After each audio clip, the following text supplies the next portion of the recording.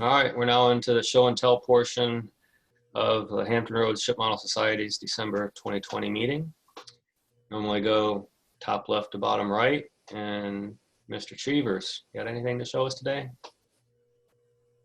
You're muted. You're muted and pointing back at Sean. Okay, sorry. No yes, problem. I do. Pardon? So does that guy. Yeah. I need the screen. How's that work? Down at the bottom, if you move your mouse, something will show up. There's a green box with an arrow that says share screen. Okay, just stab that. Yeah.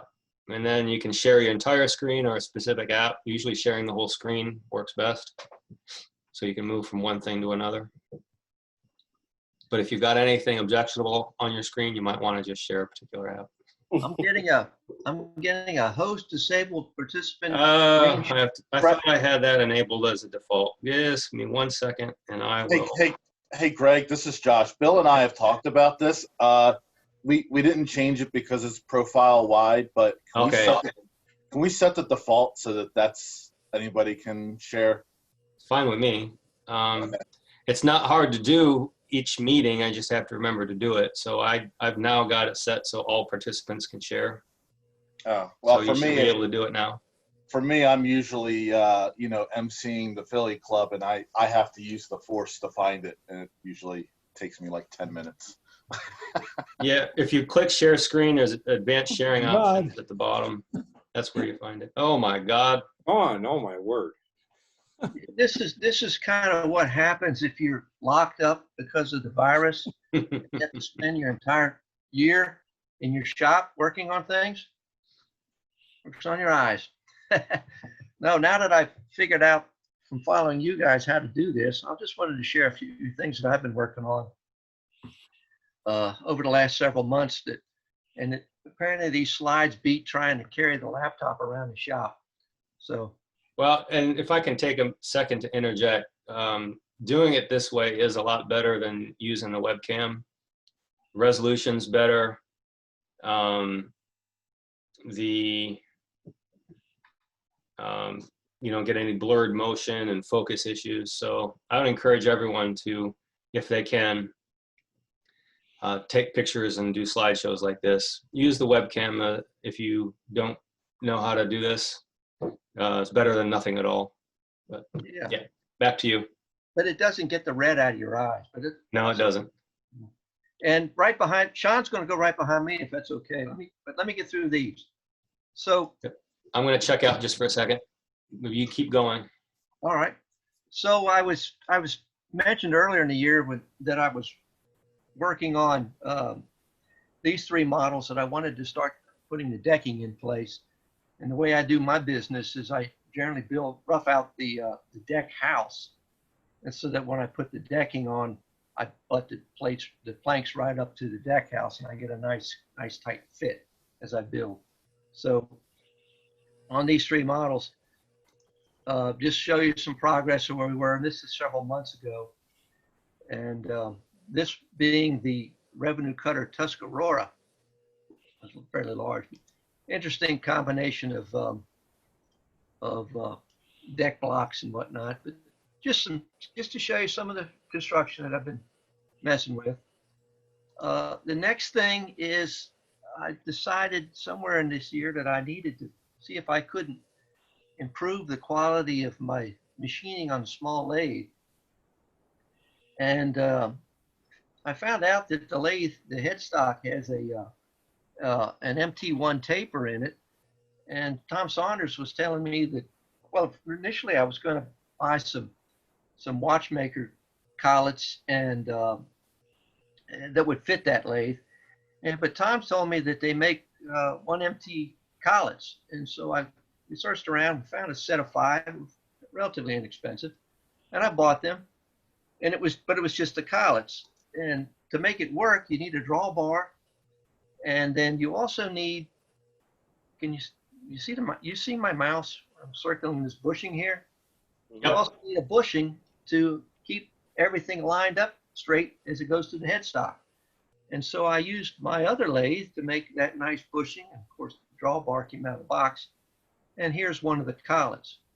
And believe it or not, it does improve the quality of your lathe turning. So that was a fun little project. Next project, I think Ryland showed us that he was the proud owner of one of Bill Clark's ship models. There are several that have been known to be made by Bill, and they're distributed around the community. And it, you know, just like the lost August Crabtree ship model, we were able to find one of the lost Bill Clark models. He built this small aircraft carrier once upon a time, but it has come back, and it will probably be in a future auction.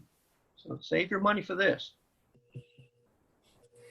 All right, and if you guys remember, Bill was our master at arms, and here is the mace that he used to keep us all in order, and it has come back, and it will also probably either be in a future auction, or maybe it will be bestowed on the future master of arms. All right, here's a chunk of brass. This chunk of brass was in my brass box for probably 47 years. I dug it out of the scrap bin at the local high school back home when I worked for the school board, knowing that I needed it for a ship model in the future. Well, I had it for 47 years, I think. And one of the local ship modelers asked me to help make some parts for a stack for a model that he's working on. And so this was probably just the perfect piece to make those parts from. And so it was chucked up in the lathe, and we started to turn. And lo and behold, we made the base for the stack, the collars for the stack, and the cap for the stack. And knowing that, you know, big always goes into little very well, you notice that this is a small part of that initial piece. So that big chunk turned into these little parts right here. It was a great use of that brass, and now it is no longer a boat anchor in my scrap box. Now, you know, some of you may remember that I have a moorbound model project of the tugboat Susan Moran. I got to this point right here. I got to the point right about here where I needed to work on the pilot house. And I debated how I wanted to do it. Was it going to be solid? Was it going to be open? Was I going to use aircraft plywood or styrene or what? Anyway, I eventually decided that maybe it needed to be made out of brass. And so here's a shot of the model as it stands. Of course, it's held hostage in the museum at the moment, but that little bridge would sit right here. And I decided brass, and so I spent some time drawing up the deck house and making templates and whatnot. And I decided that probably the best process to make these brass pieces was photo etching. And so I made some templates for photo etching and looked at all this tagging pieces together and all kinds of fun things and whatnot. But the problem was I had to get them photo etched. And the person I used from New York has been out of business for a while. So I searched around and I found a guy that wasn't doing a whole lot at the time. And so I prevailed on him to throw them in his etching tank, and he produced some beautiful parts. Look at these beautiful parts. And he was smarter than me. He actually added bending lines to these pieces. So then it was off to construction. So since they bend in several directions, I felt like I needed a complex, elaborate jig to hold them all while they were either soldered or glued. And the jig had to be of a collapsible nature. So I built this very elaborate jig. I started fitting the parts around it, as you can see, and then realized that this jig was a piece of crap. So I made even a more elaborate jig to help build this deck house. And there it is. Very simple jig. And you see the deck house pieces going around it. And some of the gluing operation has taken place, and here these pieces are. And the vestibule's been added to the back. And that's basically where we stand at the moment with this deck house. And after all of that, I had the juju eyeballs. So if you guys don't mind, I'm just going to turn this over to Sean. I'll let him sit in the driver's seat. So I don't know how it is that I got, last meeting I had to go behind Gene, and then this meeting I got to go behind John. So I don't know my light. Or do you have to share separate? Yeah, share separate. Oh. So I had to go behind John this meeting, so I'm not sure my luck of my draw. So last meeting I showed my progress on the siren.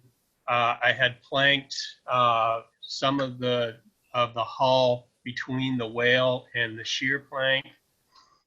This time frame I started working on the whales, and the kit that I'm using, it talked about doing 2 layers of planking to get the thickness of the whale, and it also talked about doing butt joints.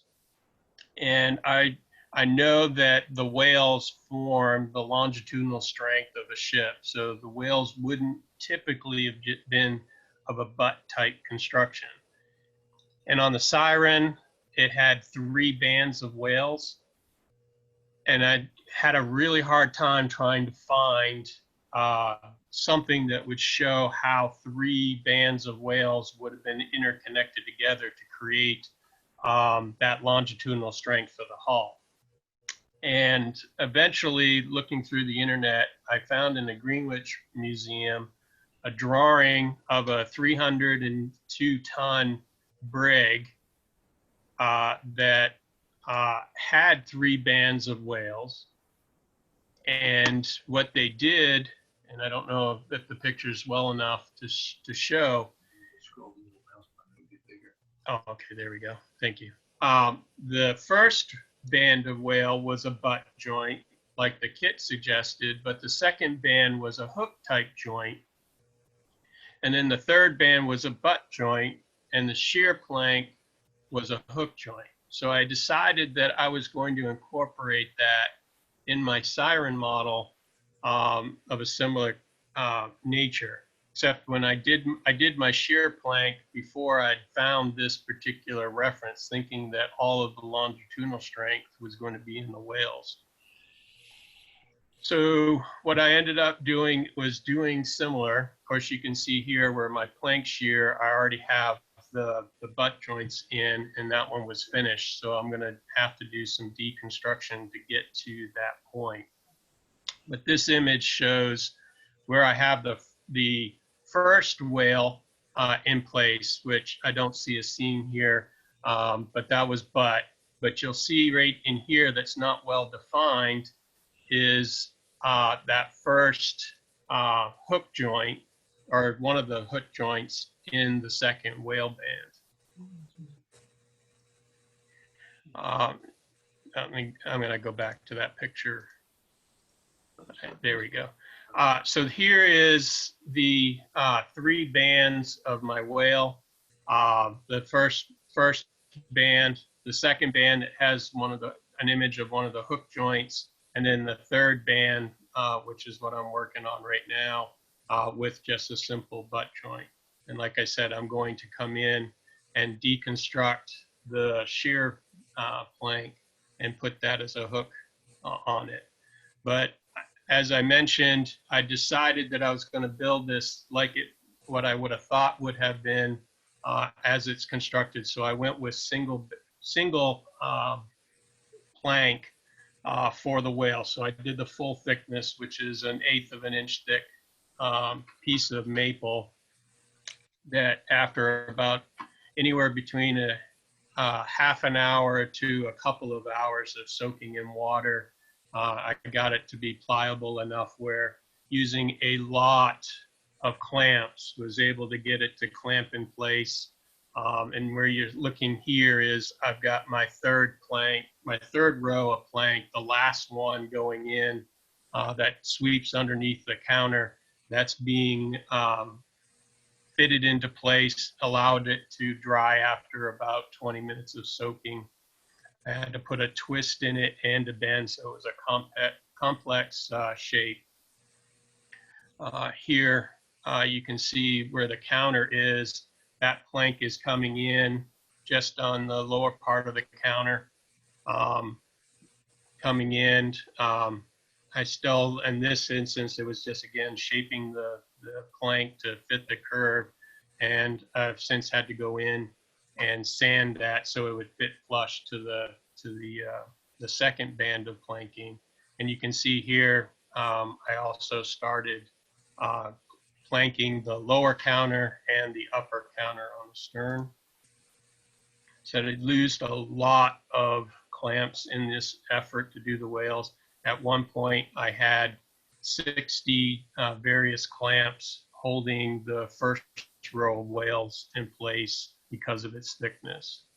And then this image here is just showing the finished, the planking being done on the counter.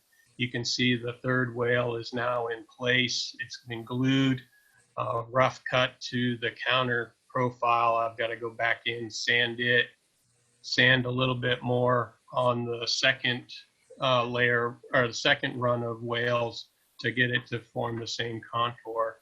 The third row of rails, I won't sand that until I have the next plank in place, because it should have about 1/8 of an inch profile to the plank below it. So I'm going to wait until I have that plank in place, and I won't go in and rough or cut out the top part of the counter until I've gotten all the planking done, so I don't damage it.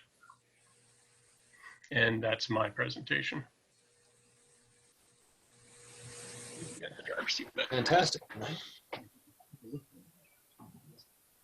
Hey, Sean, Yeah, have you been following the siren bills on Model Ship World?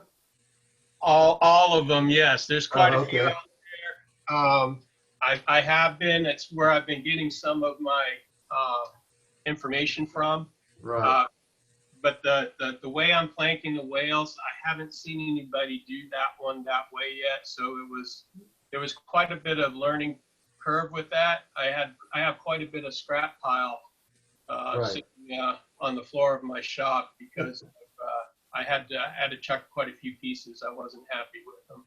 Well, one area that I was going to caution you on is the cap rail, where this builder, I forgot who it was, maybe Justin, wound up not thinning down his bulwarks, the frames right behind the bulwarks, and it wound up being too wide, and he compensated by sanding down his the bulwarks down paper thin to try to narrate it up. But that's an area that it seems to be a problem with some builders. Yeah, I've already broken a number of times bulwarks because the kids' bulwarks are really thin just to begin with. So I'm holding off doing any thinning of the inner until I have all my planking on the exterior done. So I'll have that extra strength. But yeah, it goes down to, before you plank the interior, it goes down to a thickness of 3/32. So it's quite thin. And I kept the kit's bulwarks, which are just basswood, and so that makes it really extremely fragile. But the planking that I'm using is my own. It's I have a maple plank that I've been cutting down and using as my strip wood for the exterior planking. So I'm hoping that'll give me a little bit more rigidity when I get to that point. I'm going to be nervous when I do that. The planking expansion that you showed was really beautiful. The National Maritime Museum website has great stuff on it. Agreed. I found a treasure trove there for sure. Yeah, the other thing that you can sometimes get from them is the original builder's contract for the ship. And those often specify like what kind of joints they were going to use when they built it and things like that. Yeah, I have some of those from the National Archives for some of the models that I want to scratch built, like the Wasp. but unfortunately, because they're shut down because of COVID, I couldn't go up there to see, you know, if they had anything on Siren to give me some ideas. So just using the internet best I can to try to find some examples. And I felt like this was, you know, probably a pretty good solution for what I was looking for. I was curious on the shear straight where you said it was a butt joint. How do we know that that's not another hooked scarf joint, but 90 degrees of rotation? You're just not seeing like the edge of it. No, so the plank plan that I found of the British brig, the shear strake was a hook joint, and that's what I'm going to go back and change. When I did the shear plank, that was once I had the planking between the whale and the shear plank had finished, I went and did the shear one next, because that's what the instructions in the kit suggested to do. And I just followed the I guess I was wondering about the orientation of it, though. I mean, it could be that you're looking at the shape of that hook joint in profile and seeing it, but if you're looking down on the shear strake, how do you know that it's not viewed from the top as opposed to the side? Because that one drawing you showed just had a butt joint. That could have been the side of the hook joint viewed, you know, because the shape is on the top. Yeah, you know, I've seen vertical hook and scarf joints on deck beams, but I've never seen them on a British whales or shear strakes. And even if they were done vertically instead of horizontally, I guess the question is, would you want to model them? Because it'd be a ton of work and nobody would be able to see it. It wouldn't show up at all.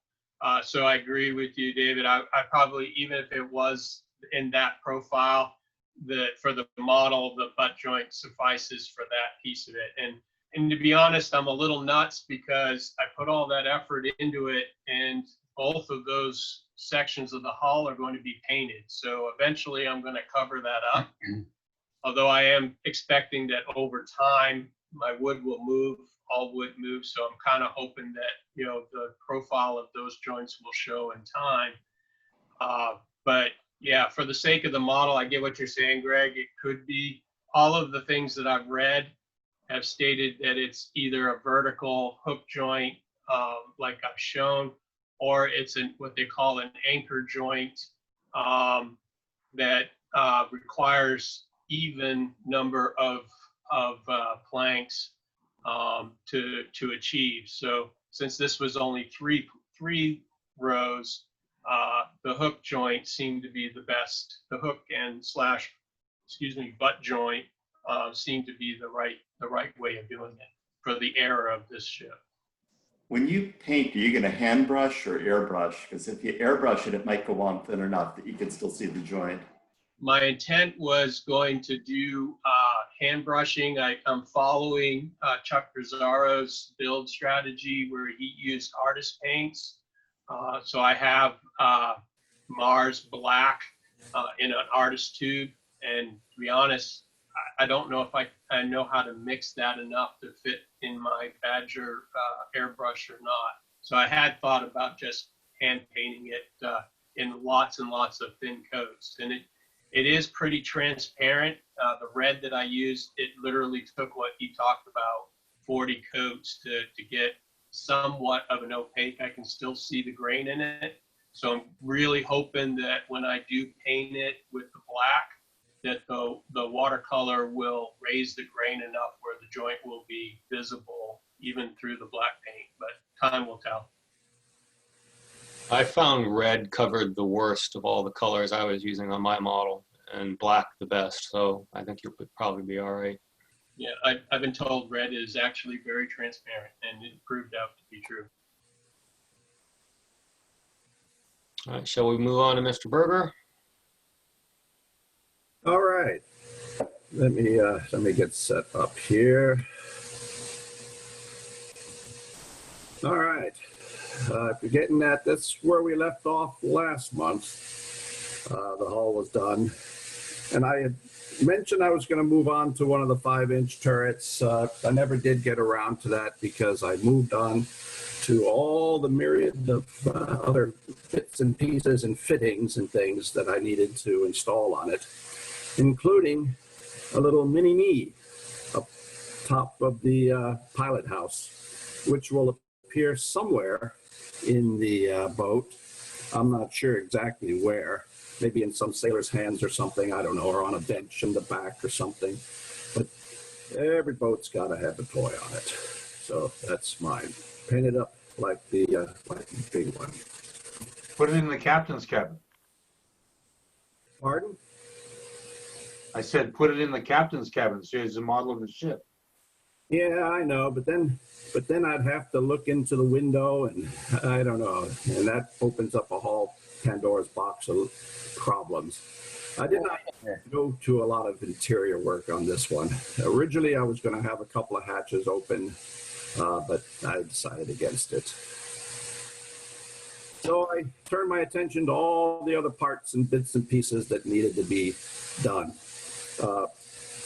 These are some of the guns and ordnance and bits and pieces that are ready to be installed when the time comes.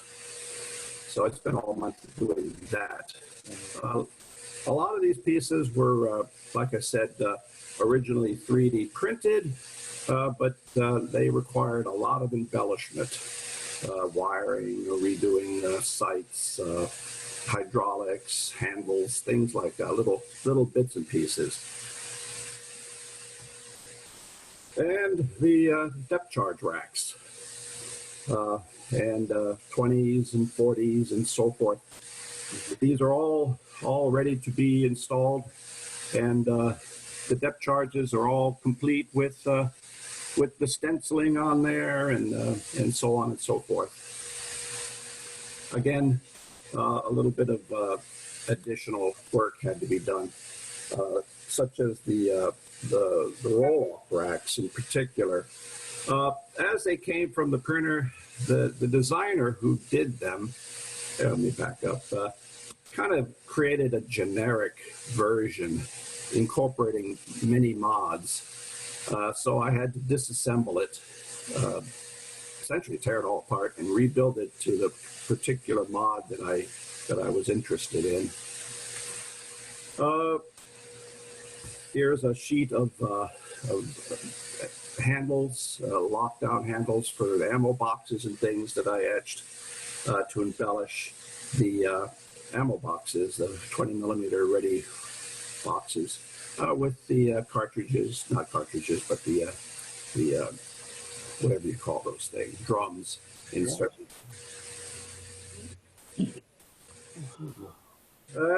That's a closer up of the 20, of the 40 rather, where some of the wiring and hydraulics and things were all added. Other than that, it really didn't have many modifications to it, other than just finer little details. The printing was phenomenal. Gene, did Shapeways do your 3D printing? Yes, yeah. A lot of these pieces did come from Shapeways. In fact, all of them did. They're good and bad in some respects. They do require a lot of cleanup, a lot of work to try and get rid of a lot of the striations and so forth.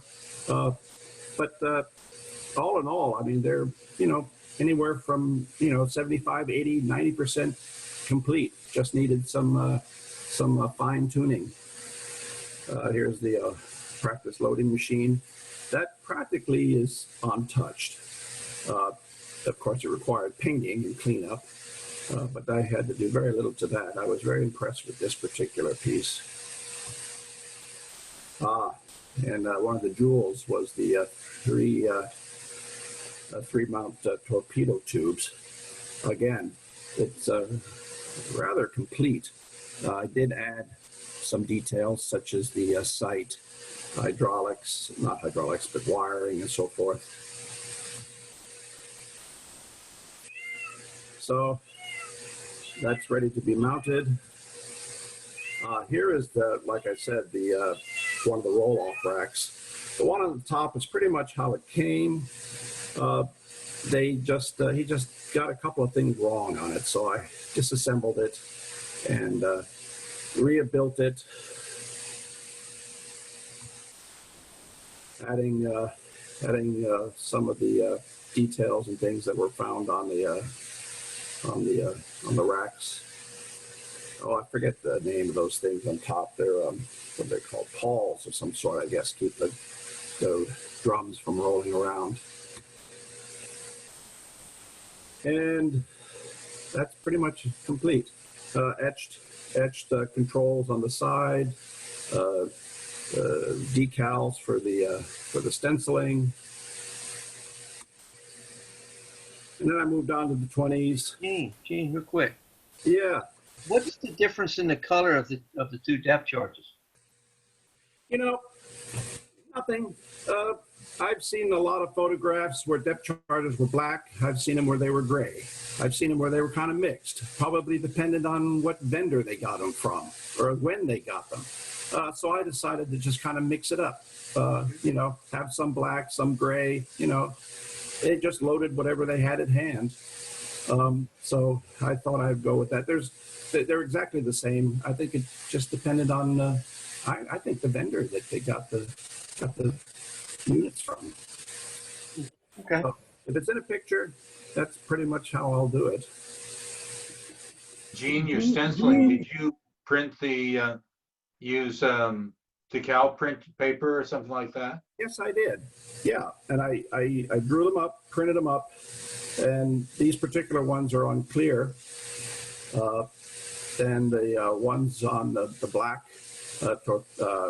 depth charges were on a white background with colored black, and so I could get a color of yellow. And the stenciling I found on, you know, just some photos of depth charges on decks and things, and just decided that's, you know, what they said on it. And it's legible if you can get your eyeball down close enough. You know, I mean, it's all in the details. And the 20s, I didn't like a lot of the components of the 20s, so I disassembled them and rebuilt the shields. Whoops. So, let me just, yes, and here are the stenciling that went on the back of the shields. I found that in the museum somewhere. They had stenciling on it reminding the guys to lead. So I added those to the back of the shields. And here are the components of the guns in paint. And here is one complete, one of 10 20s. Like I said, I redid the sight mount, the strap, the wiring, and the shields. And you can see the stenciling kind of right up in the top corner here. Is that official U.S. Navy instructions? Pretty much. This was a Mark 14 sight, which I guess was powered, so that's hence the wiring and the coils. Hey, Gene, what are you using as sort of your reference material or something like that? Well, a lot of photographs. I have some drawings. The components of the guns, the main parts, such as the base, the barrel, the sight, and so forth, were 3D printed, but disassembled and reimagined with some of my photo etched components added. Looks fantastic. Thanks. And then I moved on to the whaleboat, the 26-foot whaleboat. Again, started life as a 3D printed component, but I was not impressed with the interior, so I gutted it to the outer shell. You know, I probably should have just rebuilt it, but I already bought it, so I was going to use it. The shape of the hull was fairly accurate, so it was just a matter of getting it rebuilt. So like I said, gutted it and put in framing and complete interior. I've yet to finish it. I've got to build the motor, lots of the details, the fire extinguisher, you know, the tiller and stuff like that, little things. And here are the seats going in. And this is all built up with plastic. That was easy to work with. And that's how it looks as of yesterday, waiting for the motor and the finer details to be installed. And then I'll move on to the 5-inch. And that was my month's work.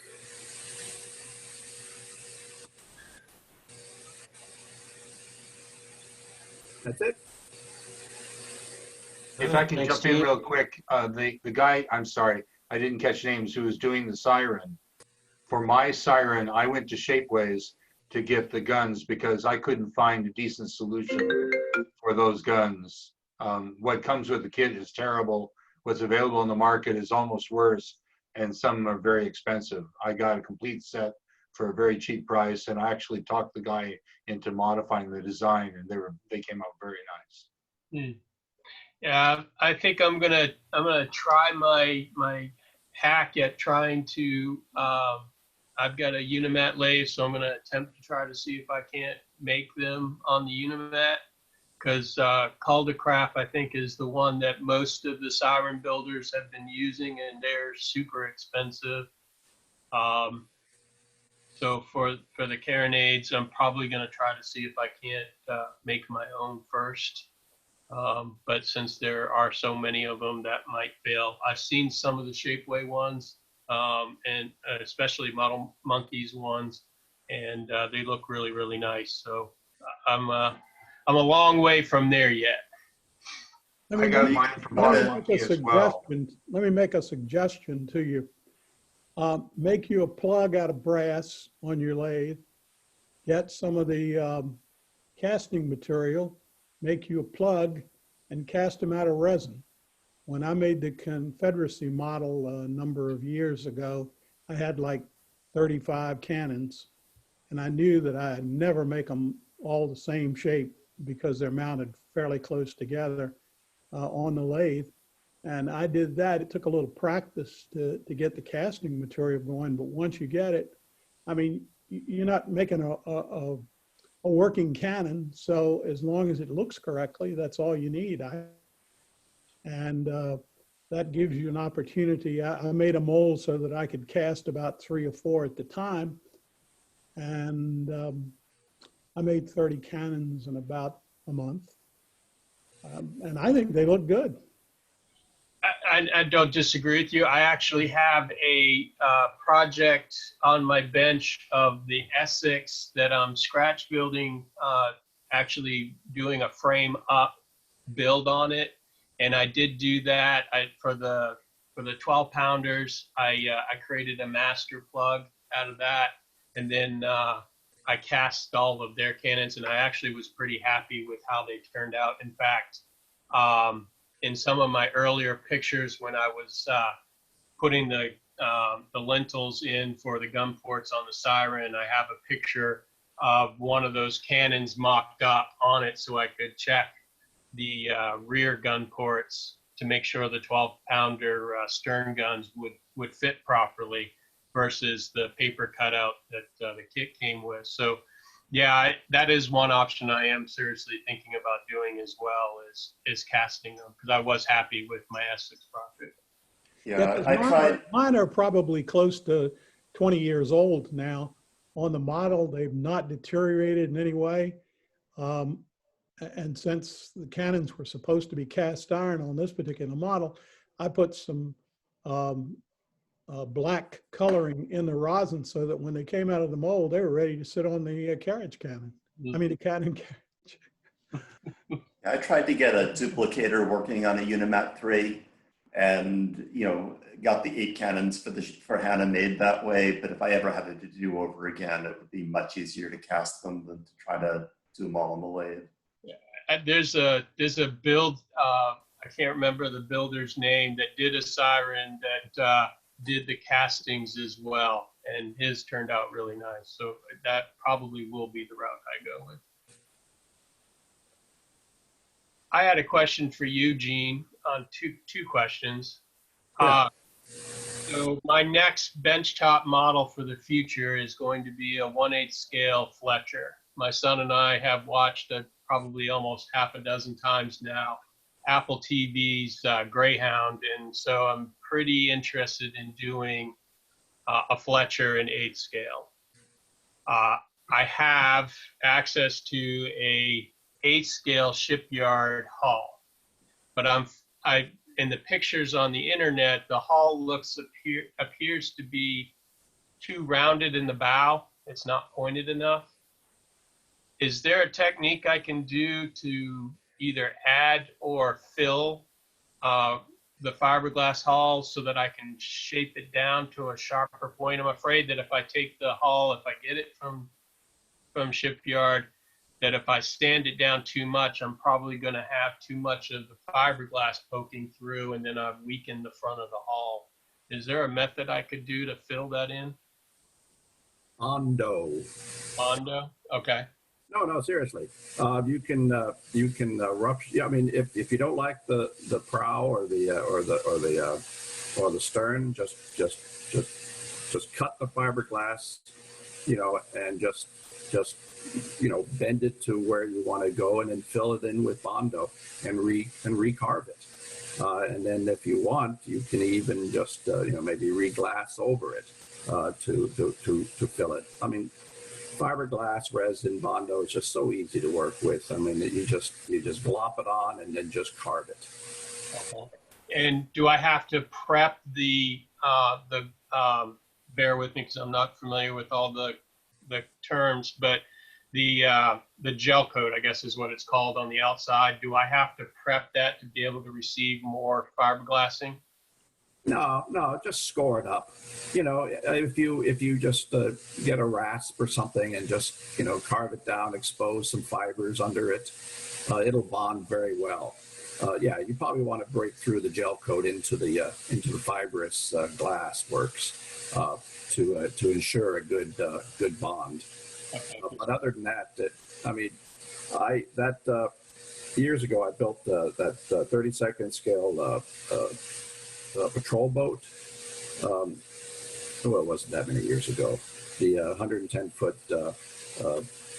patrol craft, and the hull that I got from it was an old Staubitz glass hull I received as a gift from Bob Moritz. He wasn't interested in building it, so he just willed it to me.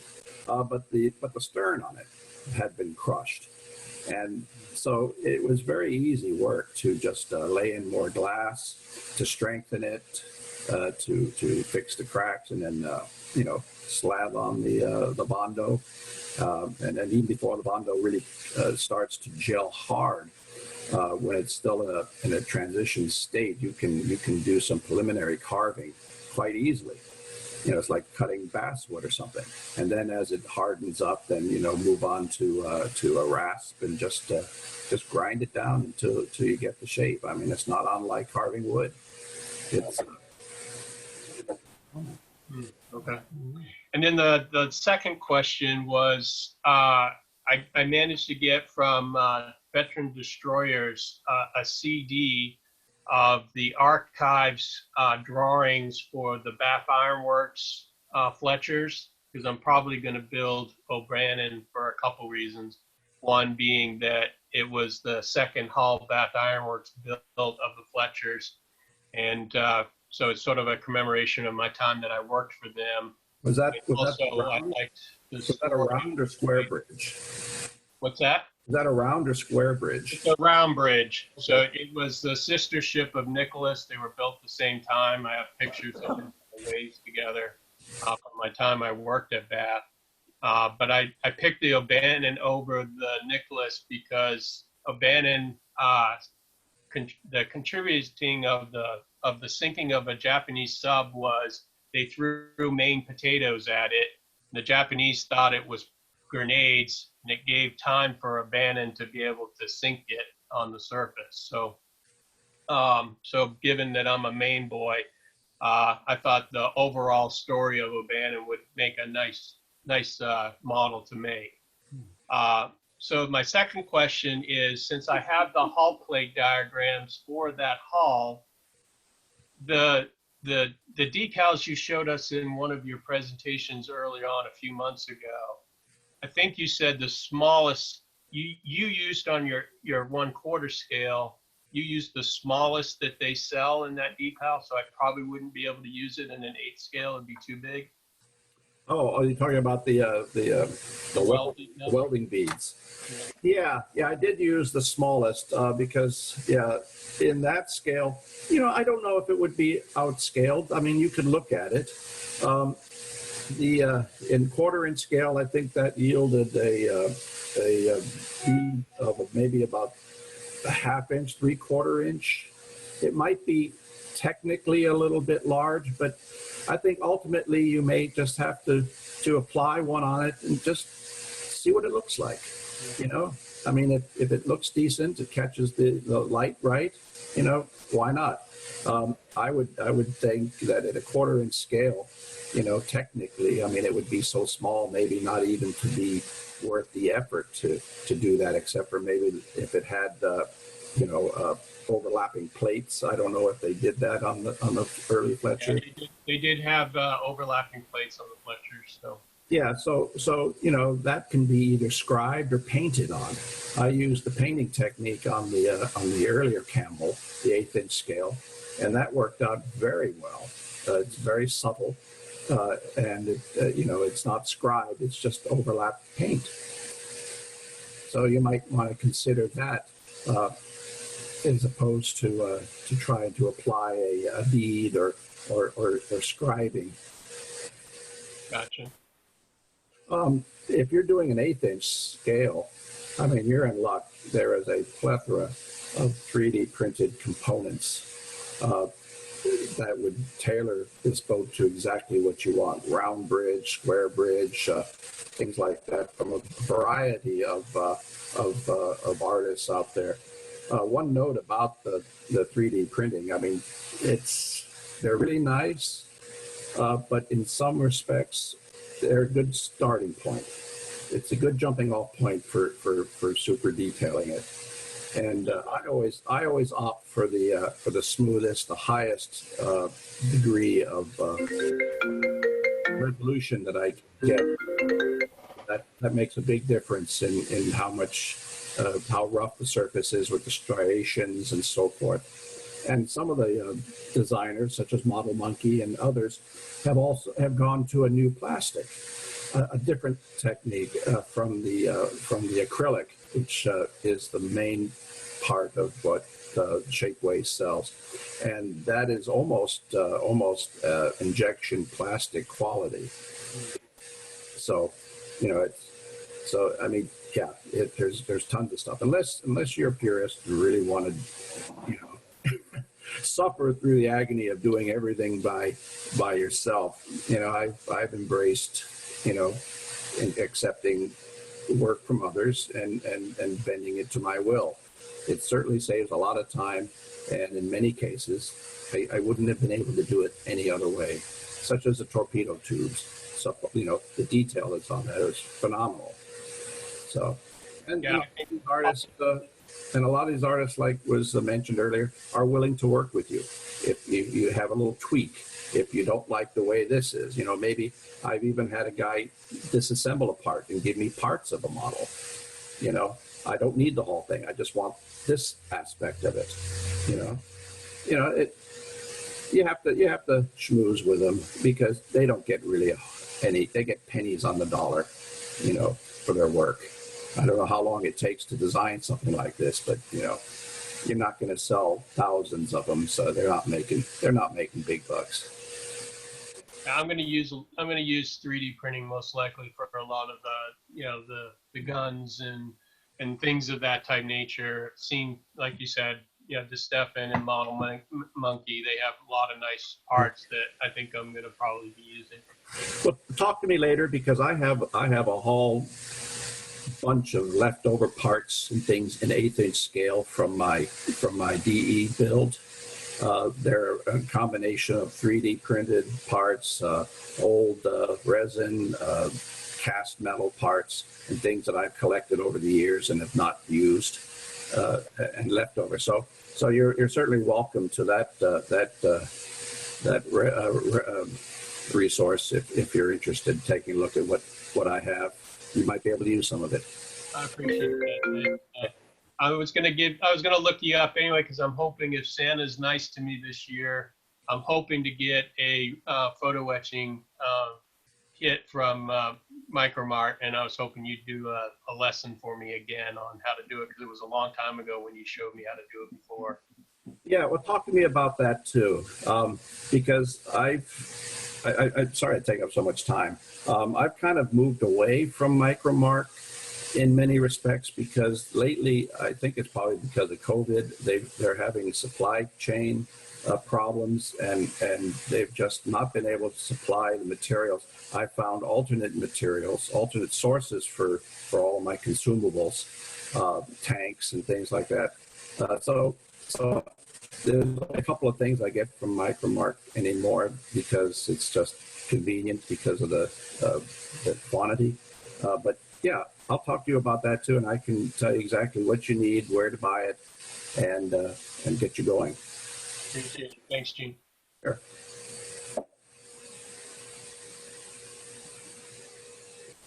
All right. Gene said that working with Bondo is just like carving wood, and I'm guessing Tim has some wood carving for real to show us. His name's Tim Bondo. You're muted, Tim.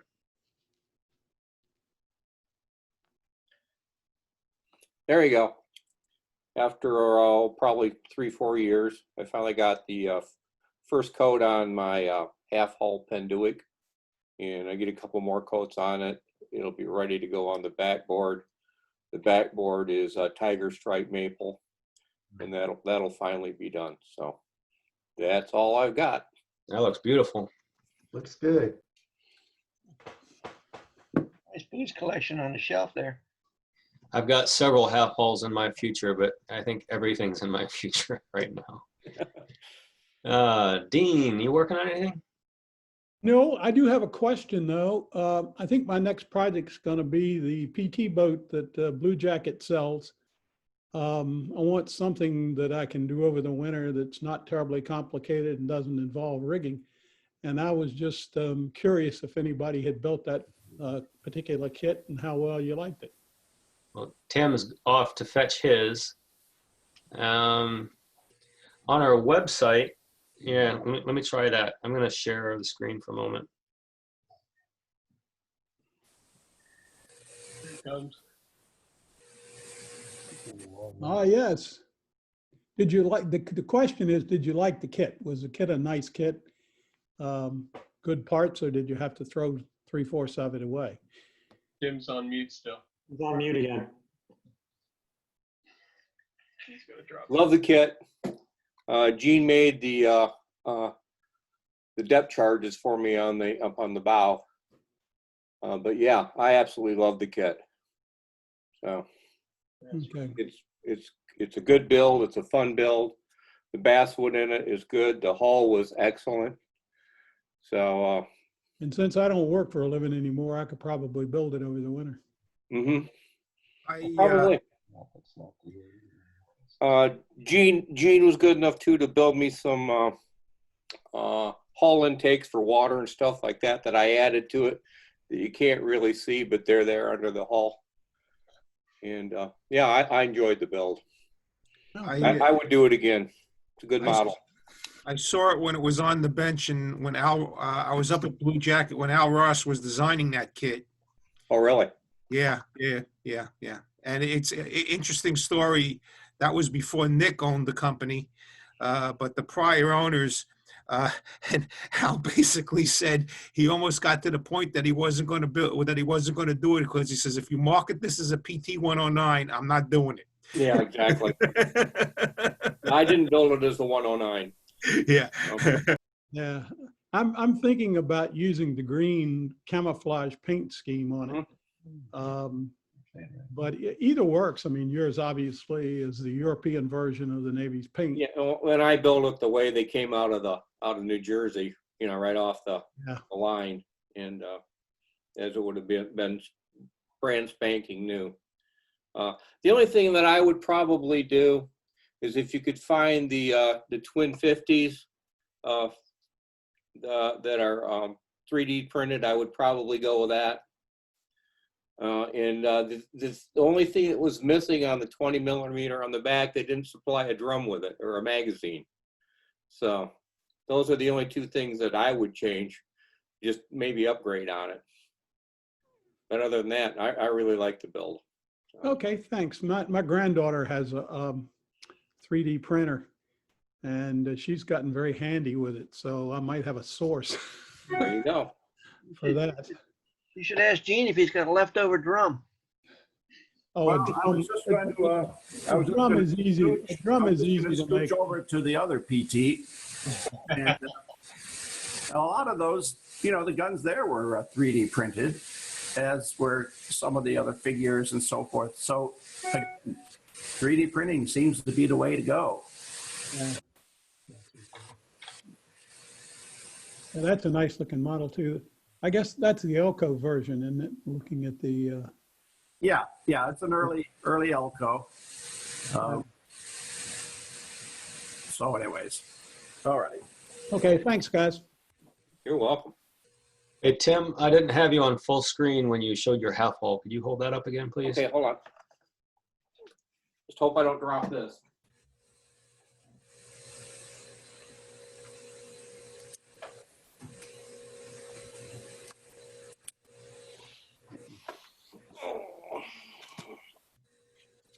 There you go.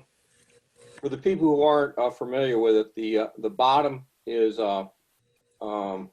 cherry. The water line is basswood, and the next line above is walnut. So it was a rather festy carve because of the cherry is so hard, even with sharp tools. But I don't know if I would do another one like this or not. So Nice looking piece. pardon me? Nice looking Bondo. Thank you.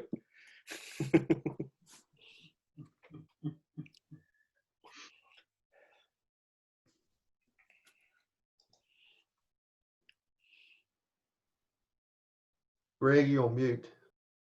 Yeah, I know. I was just trying to figure out how to get back to the grid view.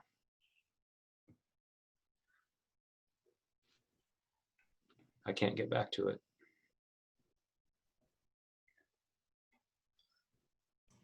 It's the little grid symbol in the upper right corner.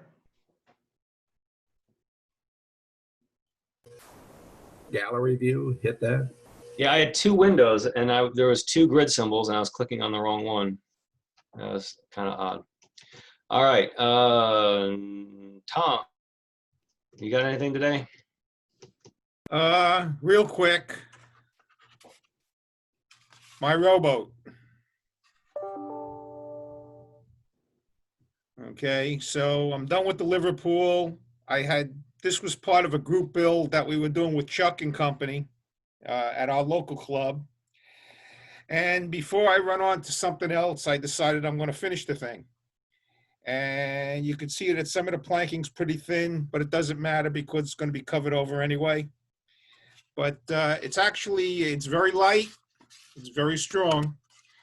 And what I'm working on now is starting the interior, the floor planking. So I'm guessing maybe another month or so, and I'll be done with it. I'm going to probably, like I think I mentioned it to Rylan. I'm not going to rig it. I'm not going to put sails on it. It's very large scale, and frankly, it's not worth spending $450 on a case for it. Okay, so I'm gonna do all the oars. I'll probably make the masts and the spars and just leave them as a display, as it would be on board a ship, because this boat was on a ship, and it wasn't constantly rigged. So what I'll probably do is I'll put the dead eyes, I'll put the lower dead eyes where the shrouds would go. I'll put all the rigging fixtures. I'll put the horse, the horse on the stern, all that stuff that would be there, that would be required to rig the boat when you did rig the boat without actually rigging it. So I'm going to have to get the second sheet of plans from someplace, or I'm just going to have to fudge it. But that's where I'm at, and that's it. So like I said, I'm hoping maybe another month or two I'll be done with it. And then after that, I got to think about something else. I'm seriously considering getting into a resin kit and learning how to do airbrushing, but we'll see. Tom, I've been looking forward to this meeting to talk to you about that. That is Chuck's longboat kit. Yes, it is. How did you do the bolsters yet? Yes. Oh, yours came out very nice. Yeah. Thank you. So now, I don't want to hijack the meeting. You and I could talk separately if you want to get in touch with me. Okay. Chuck's instructions are excellent. Yes. But there are ways that I do it that would make it much simpler. For example, you've got this place with all the power tools and stuff. Rylan was saying that it was a real pain in the butt to thin down the cap rails and stuff. Yes. No, it wasn't. Okay. Oh, you use power tools. If you mark it out properly, I just took it to my spindle sander and done. So, Well, I'm a few steps ahead of you. I've already done that and done the inside of the cap rails. Yeah. And yeah. I did the painting, but yes, I had days of sanding. Yeah. So anyway, we'll talk offline. I don't want to hijack. All right. No problem. Okay. Thanks, Tom. Okay.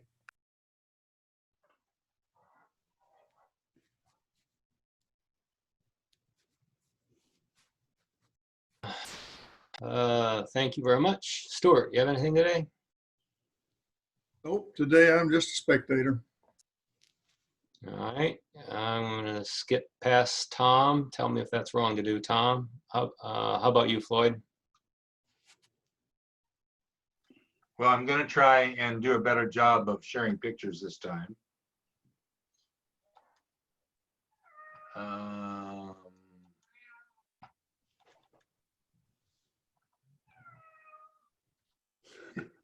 Did that show up? Yep. So you thumbnails look good.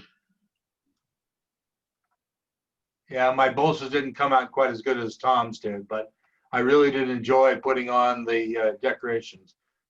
Chuck makes you look a lot better modeler than you really are. And then this is the on the stern. By the way, I used spray from Gene was talking about creating decals yesterday. I used the fixer to protect the decorations and so on. But otherwise, that's basically all I'm at. I did have a question, and maybe this is something I take offline with Tom. I'm about ready to start using the scrapers to create the molding for the that go underneath the decoration here. And maybe some of you know about these. Used to be AL sold these little scrapers instead of having to make your own. And I was wondering, I've never had any experience scraping and creating molding. So that's my plan for today. I was just wondering if anybody has experience with that and some feedback. Yeah, get you a single edge razor blade and some sort of grinding device, probably one of these little power tools, and cut your pattern and then have at it. Yeah, well, that's Floyd, this is Bill. I've actually had conversation with Chuck on this, on how he does it.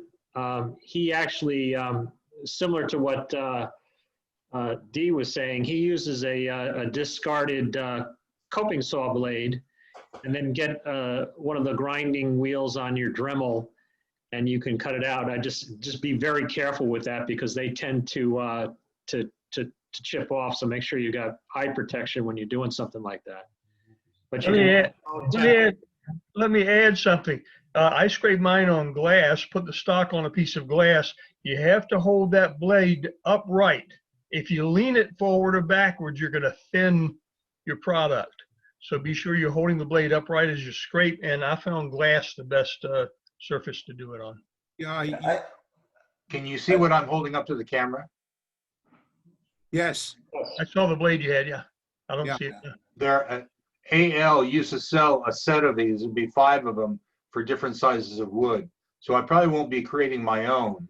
I'll just use the AL for this purpose.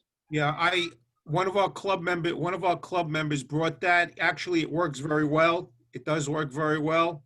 There are two ways that I've done it. One way that I've done it is I've taken a wider piece of wood and I scraped across the wider piece of wood, and then I took it to my table saw and I cut it off to the right thickness.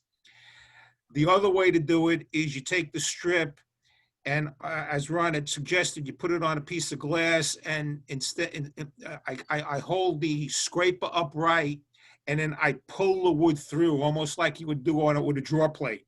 Okay. Okay, that's another way to do it. Bill and I, there's a YouTube video. Tom, what's the person at the Constitution? Tom Loria from the Constitution Club in Boston has an excellent video on this. You can just do a search on Tom Loria, Laurie.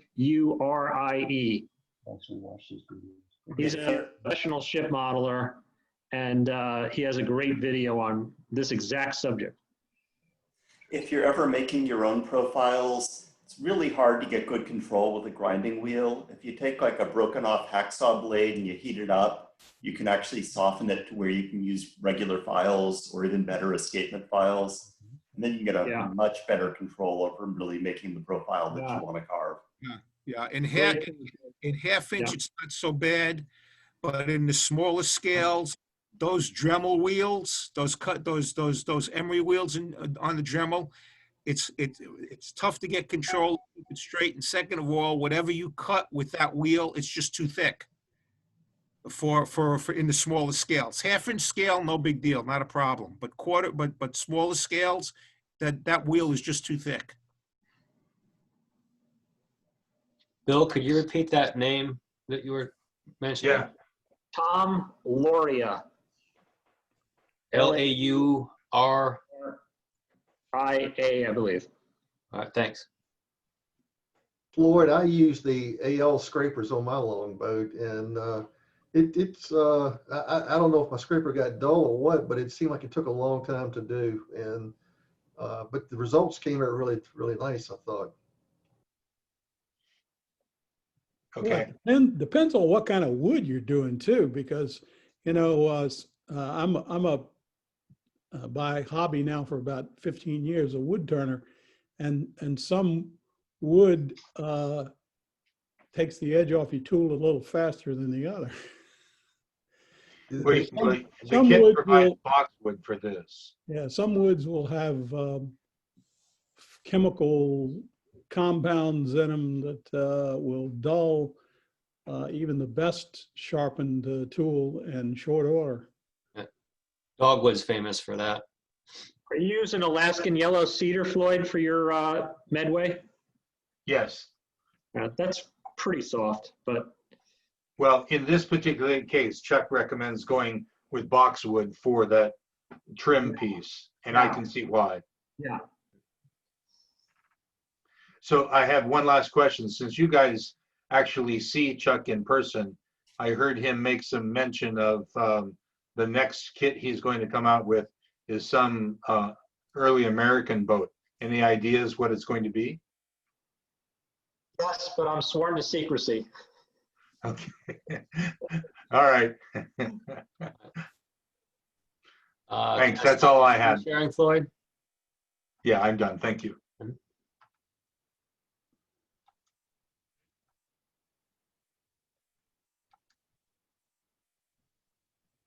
Greg, you muted. Yep, thank you. Took my finger off the space bar. I'm going to go back to Dean's PT for a moment. I'm going to share my screen.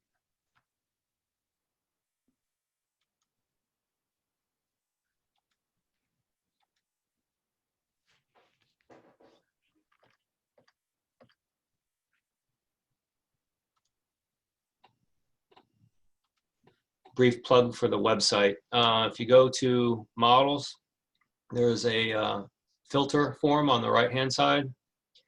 So you can select a subject. And here I went to a Steel Navy torpedo boat. Mm-hmm. And you can go to build method, and all the kit companies that we've used are listed, and there's also, you know, scratch built. But if you select Blue Jacket and then you hit apply, you'll get all Blue Jacket torpedo boats. And right now there is just the one. That's the one, yeah. If That you, looks like Blue Jacket's photograph. pretty sure this is Tim's. I hope it is. He wouldn't pirate that way. That's If you go back, and just to show how it works, if you go back and say,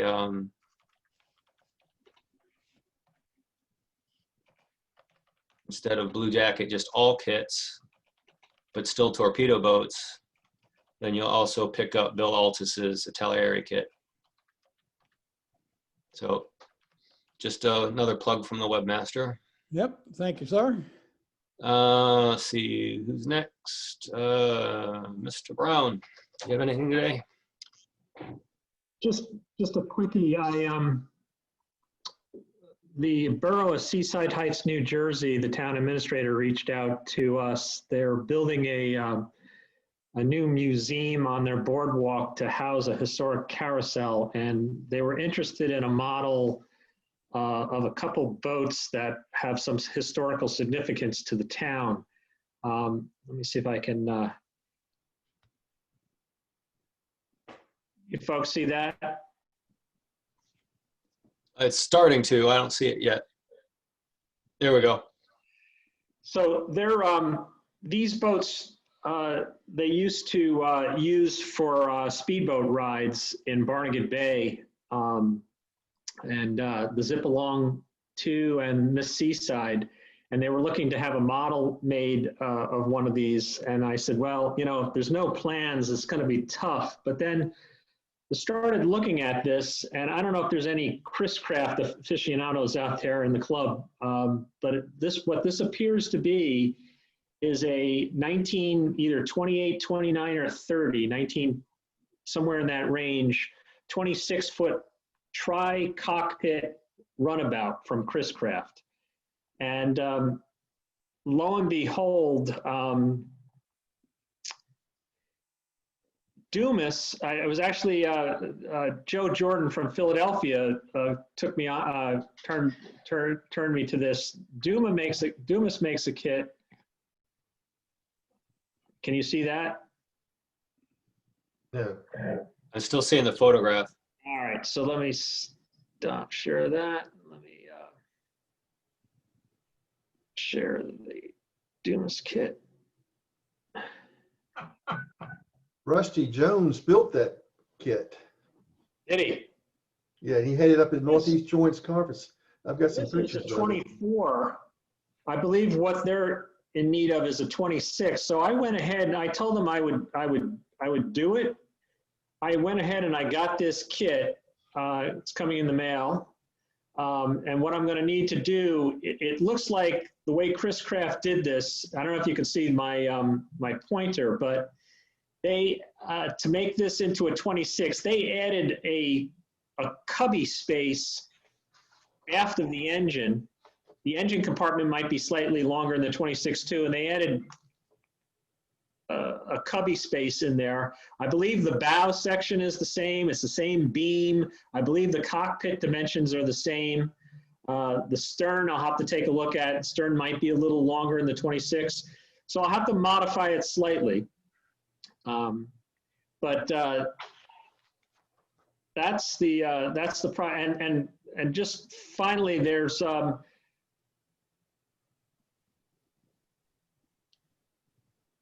you can buy one of these. I think this one's for sale for like 119,000. If you, but there's a fair amount of restorations out there that's going to be good for me to take a look and get some details off of as I try to recreate this. Hey, Bill? Yes. You might want to check with the Mariners Museum. From what I understand, that they're the the new living place, or have been the living place for everything Chris Craft. Really? They are the official repository of all Chris Craft. That's the word I'm looking for. Thank you, Greg. Excellent. That's a great lead. Thanks, Tim. They got all of Chris Craft's stuff when Chris Craft closed up, what, 20 years ago or so? A little bit more. Mariners has all of the corporate records and, of course, all the stuff that goes with it of the Chris Craft Corporation. Pretty much everything. And it's been a very highly researched reference point for years and years and years. The only thing Mariners didn't get was the name. And unfortunately, whoever bought it completely destroyed Chris Craft's name, in my opinion. But yeah, dedicated people in the library for Chris Craft. It's been a very, very popular. Ron, is there a specific contact I could reach out to during the pandemic, or is it really they're pretty much closed? Bill J. Oh, no, well, the museum is closed, but Jay Moore is the chief curator for our records, and he will put you on with someone else. So the fellow who used to handle it did very well, unfortunately died a short while ago. But Jay Moore at the museum can We'll get his email from their website. Jay Moore, J, the initial Moore, at marinersmuseum.org. Thank you very much, Ron. Ron, is a lot of this stuff online, possibly, for research? I'm sorry, what was the question? Yes, Rylan, and good to have you at the meeting here. Is a lot of the Chris Craft stuff online that you can go in and possibly, access a lot of the files? Rylan, unfortunately, I can't answer that now. We had funded it to get everything digitized, but I don't know how far they got, and I really, well, Chris Craft should have been at the head of the line, so Bureau may have, but I don't know for sure. It's interesting. Thank you very much, guys. I really appreciate it. Certainly. That's all, Greg, for me. Yep. Thank you. So let's see. Dennis, do you have anything to share today? Nope, I'm still working on my skipjack and haven't finished yet. So. All right. Nope. Cool. Let's see. Greg, do you want me to share mine? Yep. Sure. Go ahead. Okay. I've done some work on the longboat. I've kind of slacked off. I assume I can share a screen here. Should be able to. Does that show up? Yep. Okay. This is where I started. Well, where I left off at the last meeting. And what I'm working on the shrouds now, and I finally got to use my Siren Servomatic where I served the shrouds. I started right here, took a needle, opened the line up, took this thread and hardened it with some CA, ran it through, pulled it along the line tight again, put a drop of diluted white glue, and then started serving, and served about a 2.5 inch length there for the shrouds. And this is where I started off. So I then put some diluted white glue here, let it dry, then clipped it off. So that was my first time serving, and it was kind of a lot of fun doing that, especially the first time I've used this machine that I built several years ago. Looks good, Rylan. Thank you. And here the chain plates, got those in. The photo makes it look like they're spread out, but they are actually pretty parallel to each other. It's just the photo kind of makes it look, when I looked at it, I thought, wow. And then I had to go back and look at the model to see if it looked okay. And did a little iron work here on the dead eyes. And the first one I did, I actually broke a dead eye. It broke across the point right here where the two holes were, but it actually helped me because I was able to get them wrapped around and closed up real tight and trimmed on the broken one before I put them on the the good one. So this is ready to go, and You know, here's some more little thimbles I made for out of brass. And this is what it looks like right now. It's pretty much, you know, I started with it looking pretty much halfway decent, but I've got, I don't know if you can see, let's see, go back. I don't want to blow it up. But I've got the shrouds, you know, draped over, and I serve those. So then all I've got to do is, my next step is to put the dead eyes in, and I'll be, you know, pretty much on my way here on building this model. So let's see, stop sharing. So that's where I'm at. Looks really good. It looks Good, like, Ron. it looks like Chuck's model. Thank you. Beautiful job. Oh, that's a compliment. I mean, his look really good, but it's you know, kind of hard to keep going here. How about you, Dave? So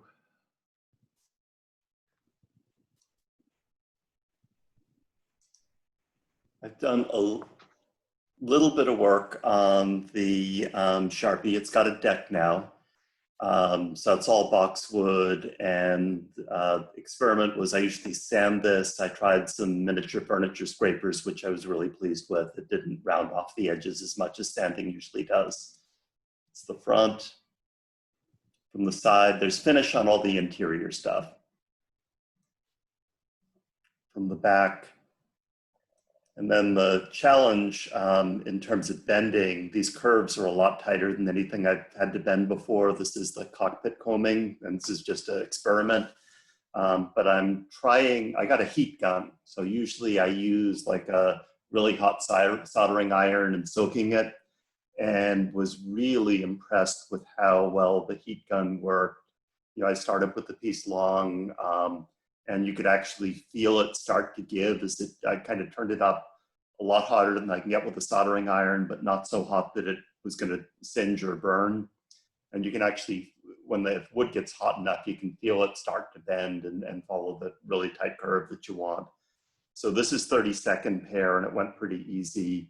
It's got a little piece of 16th square boxwood that runs around the edge, and that was a little trickier, and that's why I gave up last night. But it looked like with a little bit more heat, I'd get that around the same curve. You said you had it soaked beforehand?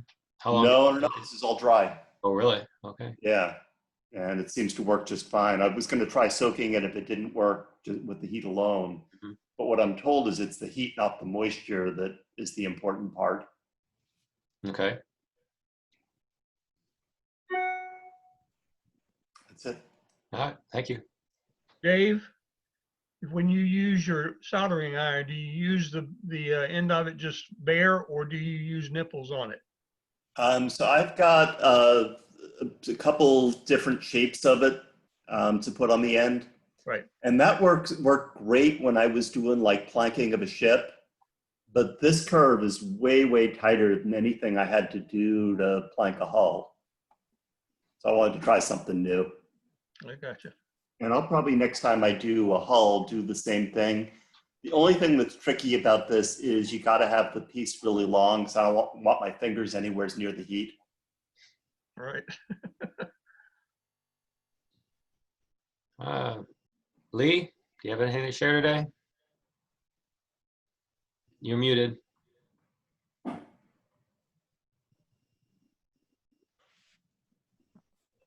I am making a model of a French ship from 1669 by Louis XIV. It's called I believe, the Soleil Royal, which means the Royal Sun, S-U-N. And here it is. I'll have to use the webcam. That's fine. But it's a large ship. The hull is about 31 inches long, and I've just finished the second planking and given it, which is using mahogany, and I Just gave it one coat of clear coat. Haven't sanded it yet, but that's where I am on this right now. That's about 3 months worth of work. It's enormous. Pardon? It is very Enormous. enormous. I like to work with the models on my lap, and maneuvering this thing has really been a challenge. I Right, assume so you're fully going to rig turn it? all the guns individually, right? Pardon? I assume you're going to turn all the guns individually? Yes. No. It's a kit that's been around from around 1978, and the instructions are a little bit primitive, so I'm not following them to the letter. I think it's one of the first ones that they really came out with when they started making these kits, and it's in Pidgin English. So, I think some of the plans don't agree from one view to another, so I have to improvise a little bit, but I'm getting through it. Is it going to be rigged? Pardon? Are you going to rig it? Oh, yes, definitely. This will be fully rigged. So it's going So to it'll be pretty unmaneuverable once I finish it. It'll be about almost 4 feet long in a case. It's the biggest one I've ever made. Pardon? Gene has competition in the big model department. Yeah, but Gene's way ahead of me. I was no gonna say, competition why are there. you building so small? This is one of your lifeboats, Gene.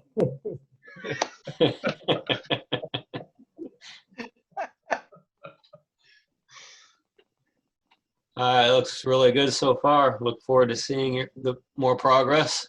Hey, Greg? Yeah. Can I have Dave for a second? Dave, this is what I do. I built a steam box. And for pieces like that, I put it in the steam box, bend it around here, and clamp it at all these spots. Maybe, I know this is a lot larger than what you're using, but it's a thought for you. It's a really good thought, not necessarily for the steaming, but I've been having real problems with clamping. And those holes that you have drilled in it will make my clamping, I got to do that to the form that I'm using. That'll make my clamping a ton easier. Thank you. You're welcome. What'd you do, cut those holes with a Forstner bit? Sure did. All right. Hank, anything to show today? Yes, this would be quick. I need to get at a full screen here, and I need to.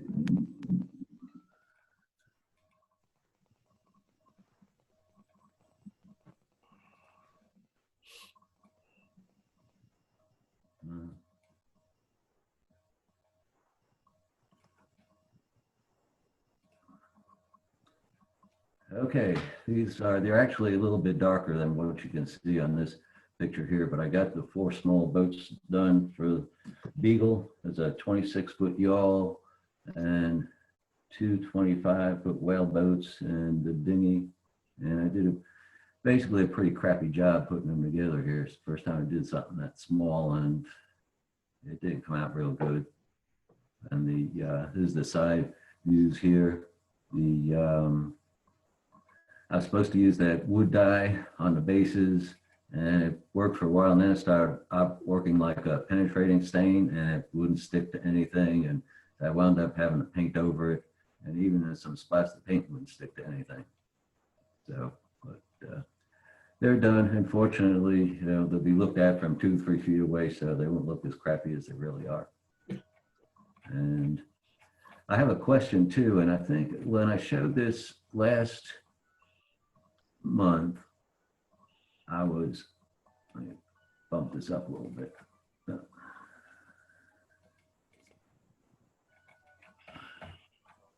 Somebody had asked me, I think it was Dave, how I made these rolled white things here on the rails. It's kind of scalloped. The hammocks. And somebody had a name for it. Was that you, Dave? It's the hammock Yeah, netting. those look like the hammock nettings. Hammock What is it called? cranes. Hammock cranes.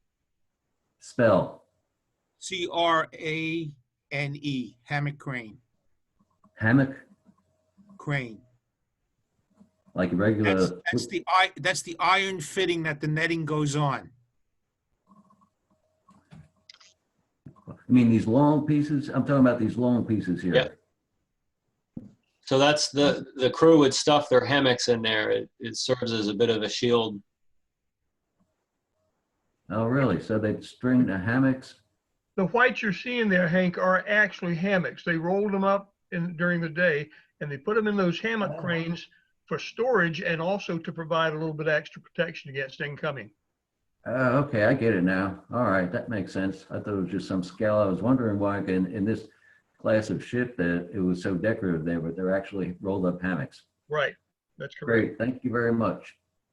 And They also act as life preservers. Poor ones, but they do work.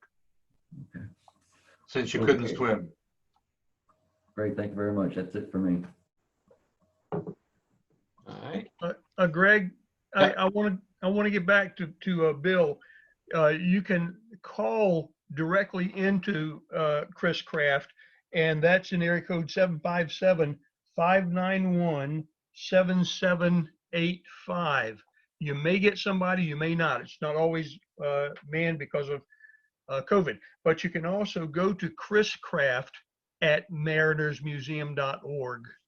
Chris Craft at marinersmuseum.org, and that'll get you directly in. If you call the number, you'll get a voice. If they're not manned at that point in time, you get a voice that says, leave a message. We'll get back to you. Fantastic. Thank you very much, Ron. Quite welcome. All right. I was going in order from the grid view, but the order got scrambled a bit. We missed Don. Don, did you have anything today?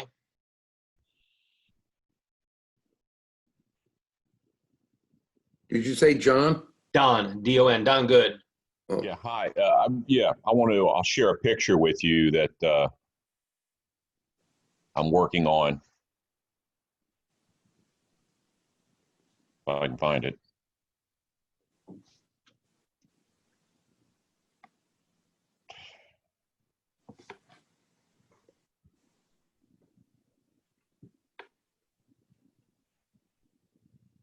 All right, I don't know. I'm having difficulty bringing up my picture here.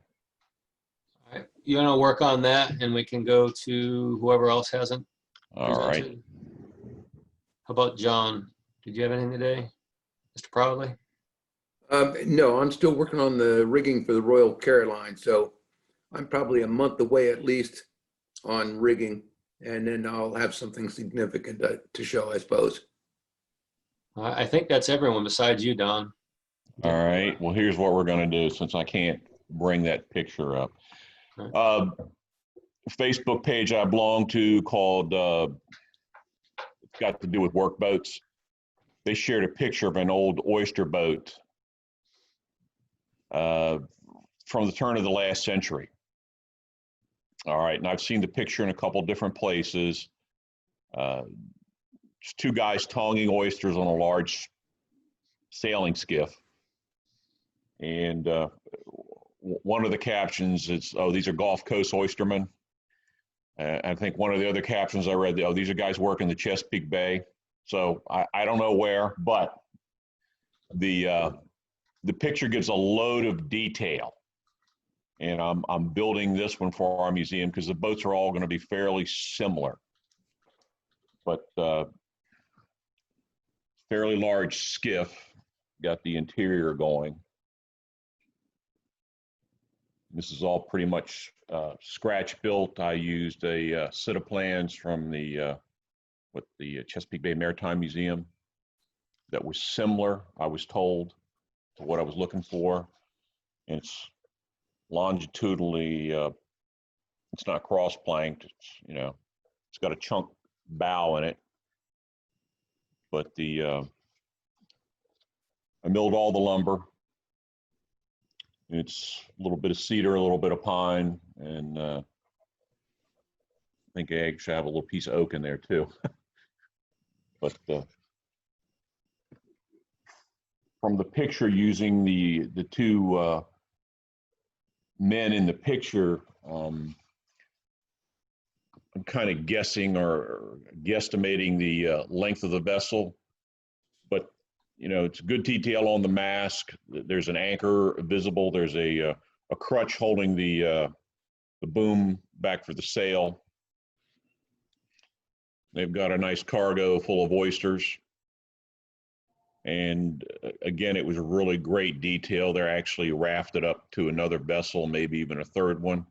And there's even more detail there. But once you start to blow the picture up, it starts to become grainy, but still there is so much detail. So I'm working on that for the Matthews Maritime Foundation for one of our boats in one of our models. But it's been fun doing it. Although this goes back maybe 18 months that I started it and have been working on other things in the meantime. So now I've got time to work on this. So that's kind of where I stand. And hopefully in the next month or two, I'll get a little bit more detail on it. And the rigging's going to be real simple. That I'll get that far, and I've got an anchor for it that I purchased commercially that looks about right. So we'll see. Anyhow, that's what I have. All right. Looks good. Nice work. Thank you. I really like that museum. I visited a long time ago. Well, we're a little dusty and a little rusty, but we're there. Is it? Yeah. Okay. Have I missed anyone? I'm skipping the people who aren't showing video, like Ron and John Cork, of course, Pat Derby. Joshua, you used to have video, but it's gone now. You still there? Greg, I have video, and if I hit my camera icon, my picture comes up fine on the screen, but I don't know how to make it come up in the Rogues Gallery. Are you able? Do you have video to share, or do you have your screen to share? Like, do you want to use your webcam, or do you want to share something on the screen? No, not at all. I just wondered why my picture doesn't show up in the gallery, and I can't figure out how to make it show up. So. Yeah, I don't know. Let's see. If I go to my video, good video settings. Did you pay your dues? There you go. I suspect it's most likely on your end, Ron. Just check your camera settings on your, what are you using, a PC, a laptop? I have an auxiliary camera, but I'm using my PC's camera right now. And all right. So if you go down to the lower left, do you see an icon that says stop video? It says start video. Oh.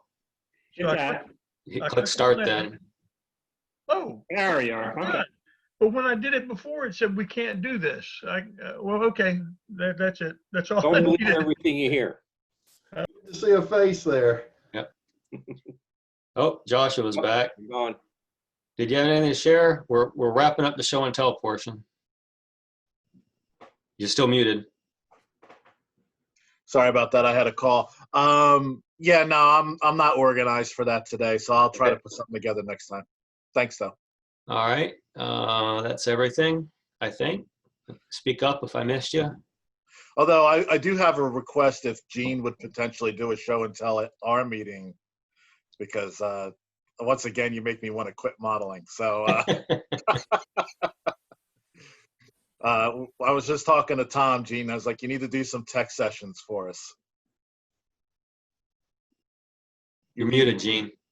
You guys just don't remember Jack Bobbitt and Joe McCrory, though, if you want some competition.